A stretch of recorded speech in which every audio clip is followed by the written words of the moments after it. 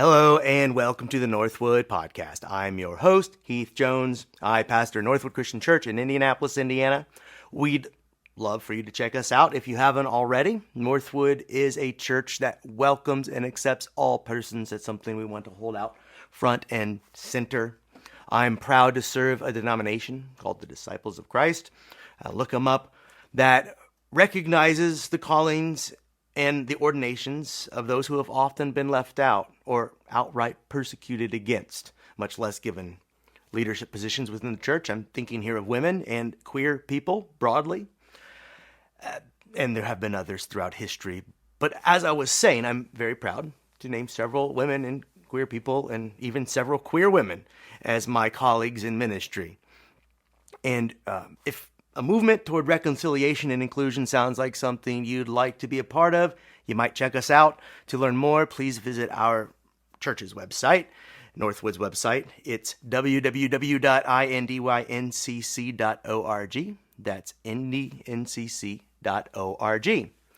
Or if you're simply content with the podcast, I encourage you to like, subscribe, or follow the Northwood Podcast by way of whatever app you use to listen. If you haven't done so, pause right now and do that. That way you'll know when new episodes are up. And also it will aggregate more people to our podcast. So it's a way of spreading the word. And I encourage you to do that. While we're on the topic of podcasts, I'm happy to let you know that ours is produced by the All Indiana Podcast Network. The All Indiana Podcast Network produces and distributes podcast content created by Indiana residents of various kinds and persuasions, and often about topics of interest to we Hoosiers, though not exclusively. Either way, you should check out their other offerings. You may do so by visiting www.wishtv.com/podcasts. That's wishtv.com/podcasts. And shifting gears, we're about to move on to the main topics for today, but first we need to pause for some ads for our podcast audience that we were just talking about. And if this means you, we'll catch you after these ads. Temp check. What kind of summer are we having this year? A family road trip summer? A beach bum summer? Or a wake me up when the sun sets summer? With Instacart, choose your own adventure and skip the shopping side quests. Where available, you can get ice cream delivered to your hotel, sunscreen to the pool, or cold brew to your bed. Well, door, in as fast as 30 minutes. Wherever you find yourself this summer, you can get the goods. Download Instacart for free delivery on your first 3 orders. Offer valid for a limited time. Minimum $10 per order. Excludes restaurants. Additional terms and fees apply. Okay, it's time to commit. 2024 is the year for prioritizing yourself. Begin your new smile journey with Byte, and you could start seeing results in just 2 to 3 weeks. Just order your at-home impression kit today for only $14.95 at Byte.com. Byte Clear aligners are doctor-directed and delivered to your door. Treatment costs thousands less than braces. Plus, they offer financing options, accept eligible insurance, and you can pay with your HSA FSA. Get 80% off your impression kit when you use code WONDERY at Byte.com. That's BYTE.com. Start your confidence journey today with Byte. And we're back. The leaping off point for today's message is a passage from the Bible found in the Gospel of Mark, chapter 6, verses 1 through 13. Mark 6, 1 through 13. Here, Jesus has been on a tear, healing across the land, and now he has arrived back at his hometown, where he grew up. And here's where the story picks up, and I'll just read it. Mark 6, verses 1 through 13. He left that place and came to his hometown, and his disciples followed him. On the Sabbath, he began to teach in the synagogue, and many who heard him were astounded. They said, "Where did this man get all this? What is this wisdom that has been given to him?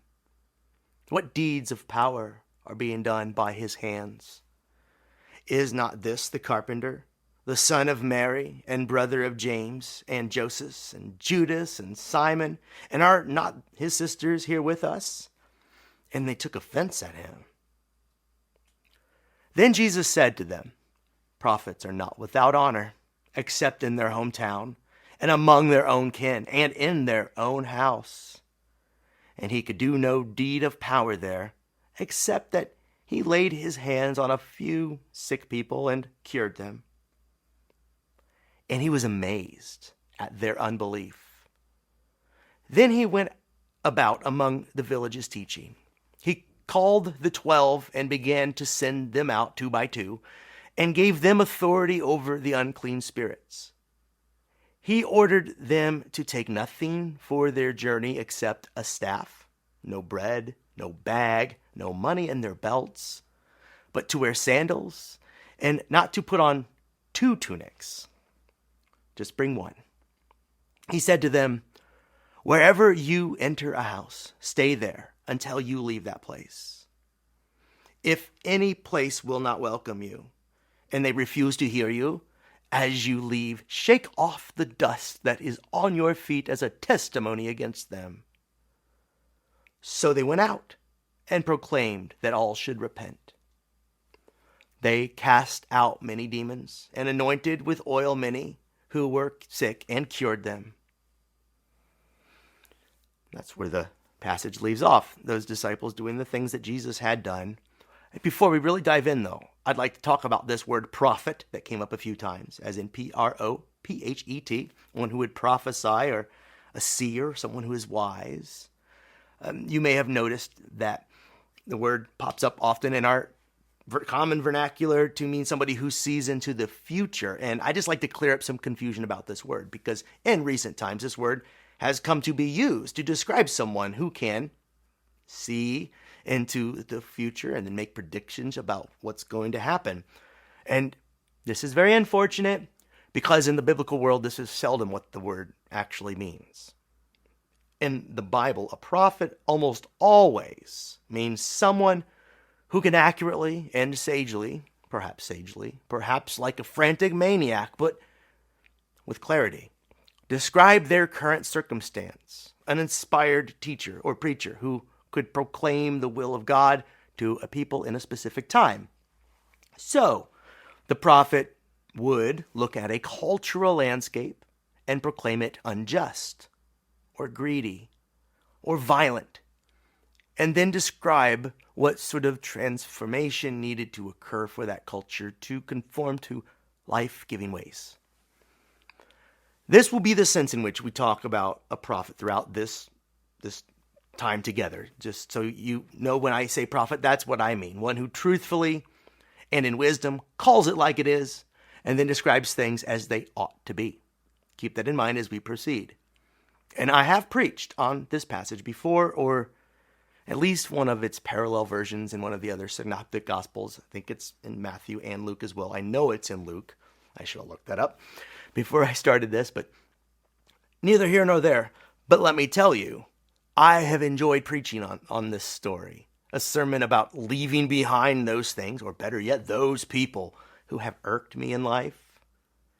I mean, have you ever slammed a door in a moment when you knew in your very bones that it was justified? It felt so good, right? Like scratching poison ivy.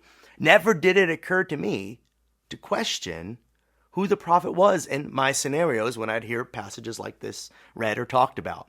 And then later, being a pastor, I was used to people taking issue with something or other about me.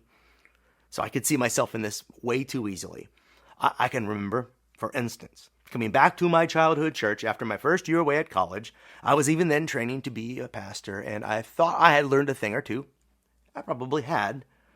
But I was arrogant, and I had even arranged to return home as a student minister whose role was to lead the youth and assist the pastor.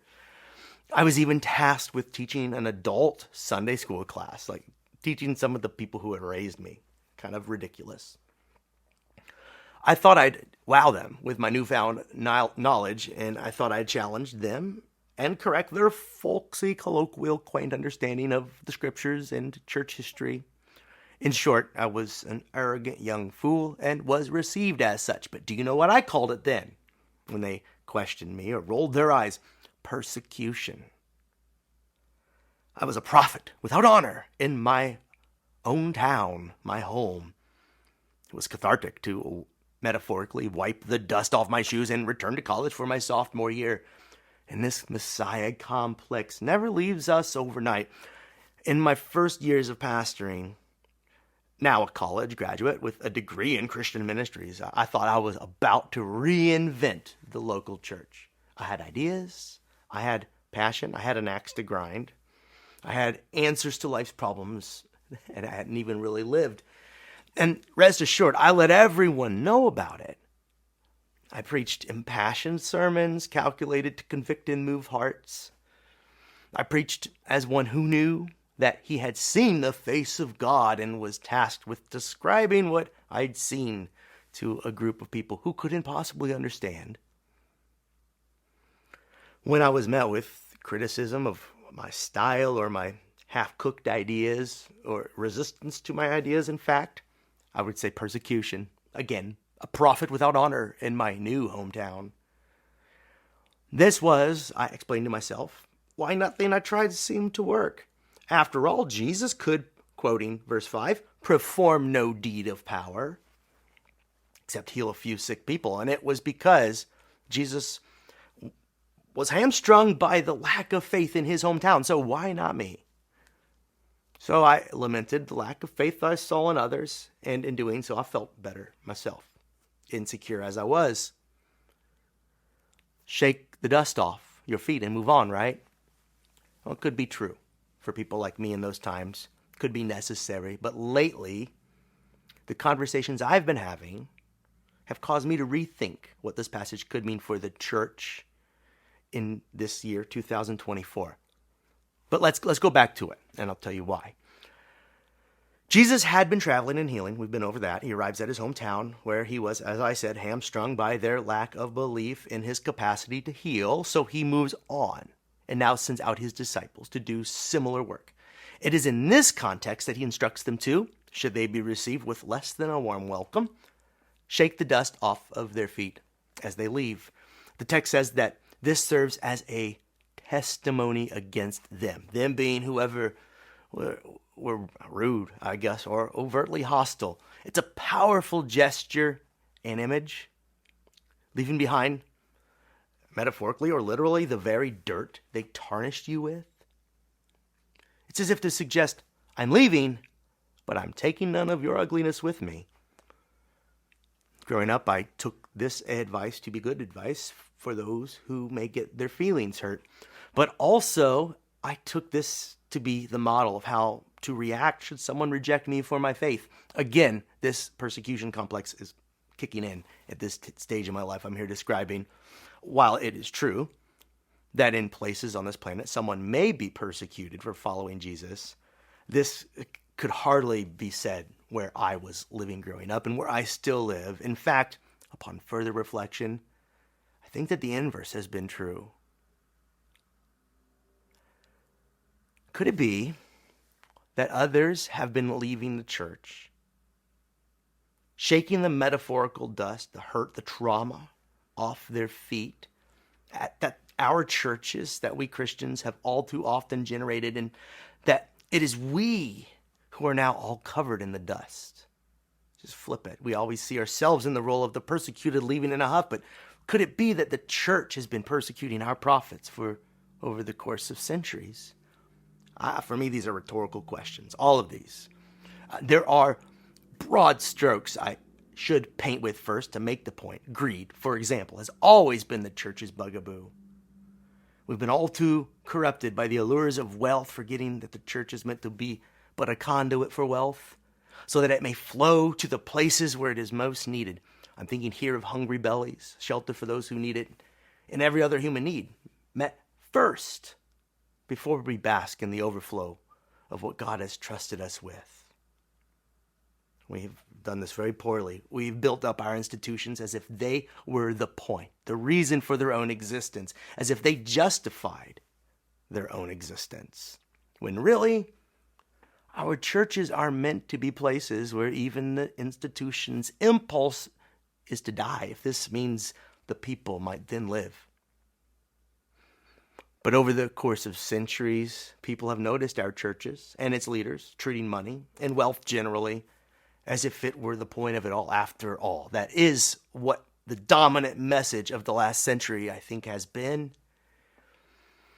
Church leaders have then lived conforming to that culture. They've lived ostentatiously, even as they encouraged the poor to have more faith.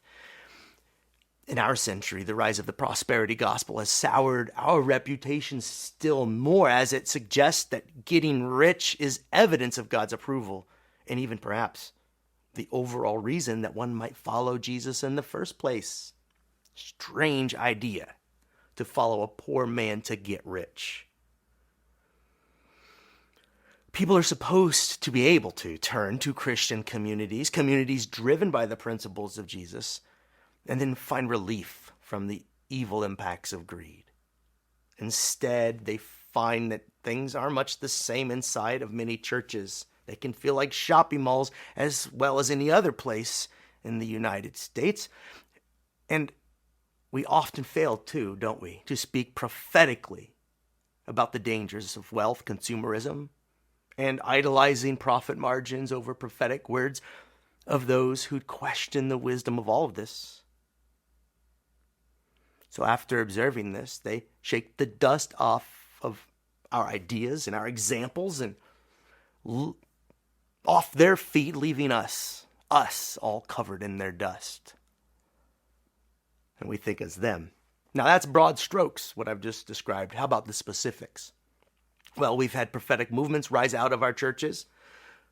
But have we always listened to these voices? For centuries in Europe and in North America, social pariahs called abolitionists called for the end of slavery, and many did so on Christian principles. They drew from their faith the idea that all humans are God's children and made in God's image. Now, being as though nearly everyone involved in these discussions, save most of the slaves, were Christians, you'd think that they'd quickly arrive at the right conclusions. In fact, one should wonder how allegedly Christian nations, states, or slavers could ever have cultivated such practices in the first place. But the reverse was true. Slavery was not only left largely unchallenged by Christian convictions, by and large, but excuses for it were instead bolstered by Christian slaveholders and slave transporters who told lies and invented for themselves a tiered religion where God favored white peoples over all the others. But alas, the slaves had some Bibles. Now, they weren't allowed to read for a reason. For they may learn to read, and then they might read in their Bibles of the Exodus narrative, for example, where other enslaved people were freed by God en masse from an empire. Or they might read some of Paul's epistles, letters to early Christian communities, where he wrote of how in Christian communities it should be that all ethnic, class, and gender identities, categories that often divide us, will instead matter less than our loving relationships and common belief in the gospel of Jesus and to the love to which it calls us. What a compelling image for a community, in my opinion. If only Christians could once, and in a sustained way, live into it. Instead, we've all too often served the cause of oppressors, or perhaps simply failed to engage in struggles we ought to have dove into. The frustration, for example, of civil rights leaders with moderate white Christians is well documented, and many left the church for other liberation movements, and who could blame them? They shook off the dust of our timidity and our cowardice, and they left us behind. It was the church that was left most covered in dust during these years, at least by my estimation. In recent decades, gay people have been asking for a place in the church. Actually, probably throughout time, they have been hidden and wanting a place. We now know this. A place on equal footing with so-called straight people. I think the call to include and affirm queer people is a prophetic one. I think It's the natural conclusion to a gospel that calls us toward greater and greater loves and more radical forms of inclusion. So gay Christians started speaking up even as broader cultural movements were taking off, calling our society toward a greater love and acceptance. And queer and prophetic voices, not welcomed in their home communities, leading the way. And how many have left the church in recent decades over this issue of human sexuality because, well, so many queer people have fallen out of the church and have been forced out, more accurately, and have been left shaking off the dust of our fear and sometimes hatred, leaving us all covered in dust, as I keep saying, our vision very cloudy.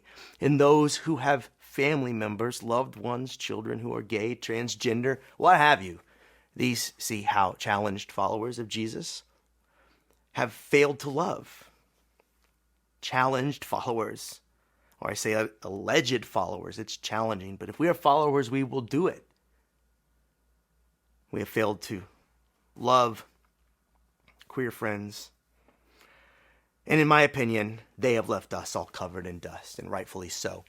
During the AIDS crisis of the 1980s, as some evangelical Christians stoked fear and hatred towards the gay community, we, followers of Jesus, could have been louder. We could have been braver. We could have come out of our own closets and stood up against the tide of animosity the gay community continues to face even today, as it is again amping up. And now, the sands of time, well, you know how time goes. But the problems that plague humanity do not seem to abate. They change, but they continue. But we've still prophetic voices all around us, calling us away from greed, away from fear, away from hatreds, and towards generosity, courage, and love. There are prophetic voices calling for the end of war, and those who do not realize that they are all covered in dust, calling those around us our misguided guides, helping them to see that they are covered in dust. There are prophetic voices calling for us to consider better economic ends that value human thriving and well-being over the profit motive. And here I mean profit. There are prophetic voices calling us away from all forms of bigotry and fear over God's children, our brothers and sisters in the world, from whom we now feel separate from. But we are hoping, we are called to hope, pine for communion. We hope to come to know them. That's what the gospel calls us to. And here the prophetic voices calling us away from old ways and into something radically new, I hope will catch our attention. And the church, well, we may be all covered in dust, but it's not too late. Jesus is always calling us away from sin and into life. Here is a moment where we can each, in our own ways, shake off the dust we've long too ignored. We can shake off what keeps us from loving radically or what keeps us bound to our material possessions, idols, making them gods. But we must hear and notice first the truth-telling voices of our times. So what prophets have been placed near you? Voices speaking truth and wisdom you have heretofore missed? A voice willing to name the uncomfortable truths of our times, near and around you? Perhaps in the form of a child or an activist, an advocate for the poor. They take all forms and shapes and sizes, these who can name the truth. Their faces and shapes are numerous. If we are wise, we'll open our eyes and see them and open our ears to listen to the prophets in our midst. Then we too may shake off the dust that clouds our vision and follow Jesus into danger, into safety, or to wherever he may lead. This has been the Northwood Podcast. If you like what we're doing here, please subscribe to the podcast by way of whatever app you use to listen, or leave a comment. These points of engagement drive more traffic our way. Or check out our website, www.indyncc.org. And also check out the other podcasts produced by the All Indiana Podcast Network. Until next time, this has been the Northwood Podcast. I am Heath Jones. Peace.